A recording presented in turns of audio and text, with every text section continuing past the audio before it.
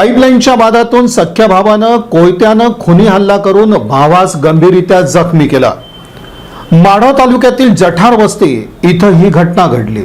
शेतातील सामायिक पाईपलाईनचं पाणी वापरण्याच्या कारणावरून झालेल्या वादात सख्या भावानं भावावर कोयत्यानं वार करून त्यास जीवे मारण्याचा प्रयत्न केला। ही घटना माढा तालुक्यातील वेणेगाव येथील जठार वस्ती इथं घडली। सुनील लक्ष्मण जठार वय 36 असं हल्ल्यात जखमी झालेल्या भावाचं नाव असून त्यांनी दिलेल्या फिर्यादीनुसार लहान भाऊ महादेव लक्ष्मण जठार वय 30 यांच्या विरोधात गुन्हा नोंदवलाय। दिनांक 22 रोजी शेतात लहान भाऊ महादेव यानं पाईपलाईनचा कॉक बंद करून पाणी वापरायचं नाही असं म्हणून वाद घातला। या वादात कोयत्यानं माझ्या मानेवर तसंच हातावर वार करून जीवे मारण्याचा प्रयत्न केलाय। यावेळी त्यानं आपल्या पत्नीस आणि मुलासही मारहाण केली असं फिर्यादीत म्हटलेलं आहे।